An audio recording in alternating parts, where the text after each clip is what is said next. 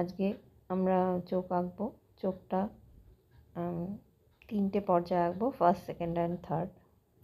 ফার্স্টে হচ্ছে জাস্ট একটা আউটলাইন আঁকবো চোখের, সেকেন্ড হচ্ছে তার থেকে আরেকটু বেশি ইলাবোরেট করবো, আর থার্ডে শেডিংগুলো আমরা শিখবো। তো আমি একটা জেনারেল গ্রাফাইট পেন্সিল ইউজ করছি। হ্যাঁ, এটার মধ্যে কোনো সেরকম সাংঘাতিক কিছু পেন্সিল আমি ইউজ করছি না। তো গ্রাফাইট পেন্সিল ফার্স্টে একটা আউটলাইন আঁকলাম। এই চোখটা হচ্ছে একটা ওম্যানের চোখ, উইংড আইস বলে। সামান্য ফার্স্ট পার্টের থেকে সেমই, শুধু চোখের পলকগুলো করব আর উইংড আইসের উইংটা করব। আর এখন আমরা করছি হচ্ছে 3 নম্বর পার্টটা, যেটা মেন ভাইটাল পার্ট। প্রথমে আউটলাইনটা এঁকে নিচ্ছি।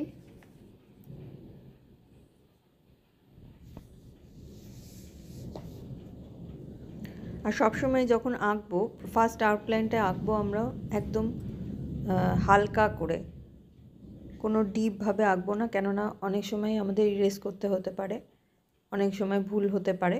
তো সেই জন্য আমরা প্রথমে হালকা করে আঁকবো, তারপরে যদি পেন্সিল স্কেচ করি তাহলে সেটাকে ডিপ করব। আদারওয়াইজ কালার করলে তো ডিপ করতে হবে না, তখন প্যাস্টেল করলে বা করলে হালকা করলেই সুবিধা হয়, যার ফলে রঙটা ভালো স্মাজ হতে পারে এবং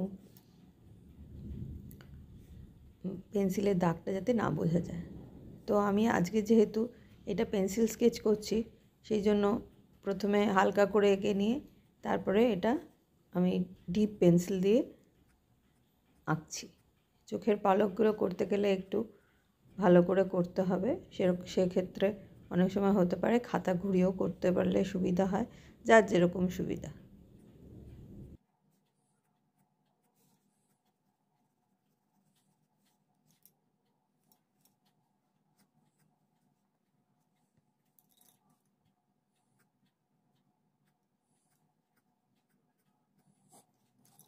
ওপরের পলকগুলো হয়ে যাওয়ার পরে আমরা নিচের পলকগুলো করব।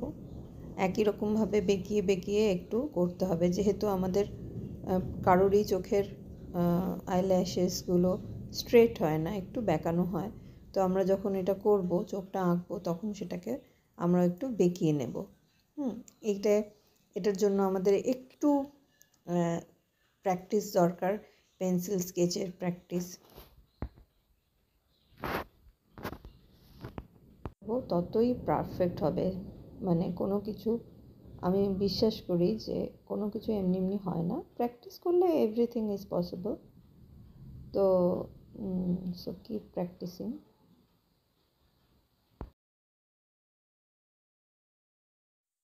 এখন আমরা শেড দেওয়ার চেষ্টা করব পেন্সিল দিয়ে শেড দেবো। একটু ডিপ কালারের পেন্সিল নেব। এটা বোধহয় আমার ক্যামেলের কোনো পেন্সিল আছে, ক্যামলিনের বেশ ডার্ক পেন্সিল, তো এটা দিয়ে করতে সুবিধা হয়।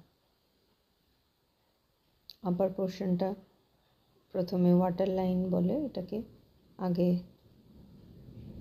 ডার্ক করব, তারপরে চোখের যে মণিটা আছে সেইটা আমরা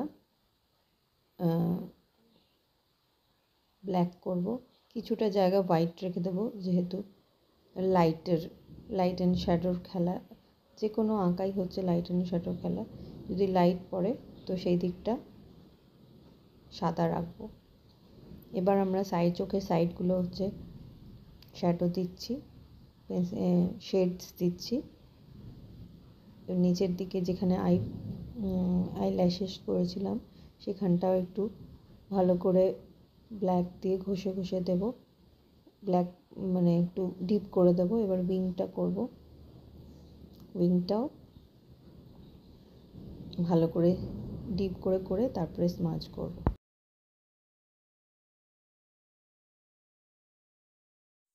এইবার চোখের ওপরের পোর্শনটা কিছুটা, যেখানে ভাঁজটা পড়ছে সেখানটা কালো, সেখানটা পেন্সিল দিয়ে একটু ডিপ করে দেবো। আইল্যাশেসটা যদি মনে হয় যে একটু হালকা হয়ে গেছে, সেখানে দু একবার আবার ল্যাশেসটা একটু ডিপ করে করব। হ্যাঁ, এরকম করতে করতে এটা কখনোই কোনো আঁকা একবার করে নিলাম হয়ে গেল তেমন না, করতে করতে বোঝা যাবে যে কোন দিকটা হালকা আছে, কোন দিকটা ডিপ আছে। তো সেই রকমভাবে আমাদের করতে হবে। এবার আমরা একটা ব্লেন্ডিং স্টাম্প নিলাম, সেটা দিয়ে ব্লেন্ড করতে থাকবো। এই এই ব্লেন্ডিংটা হচ্ছে আঁকার ক্ষেত্রে, স্পেশালি পেন্সিল স্কেচ করার ক্ষেত্রে ভীষণ একটা গুরুত্বপূর্ণ বিষয়। আর এটা খুব মানে আঁকার ডাইনামিকটাই বদলে দেয়, যে কোনো জিনিস আরও জীবন্ত হতে শুরু করে।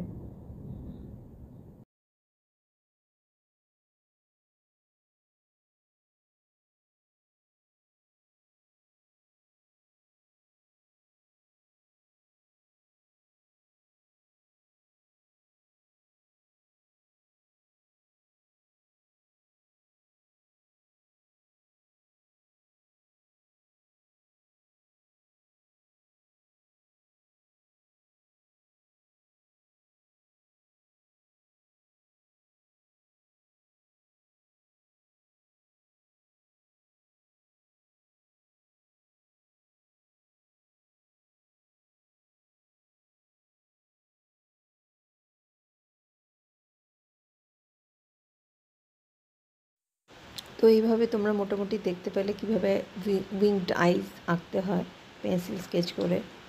তো এভাবে ফার্স্ট, সেকেন্ড, থার্ড 3টে ধাপে আমরা আজকে চোখ আঁকলাম।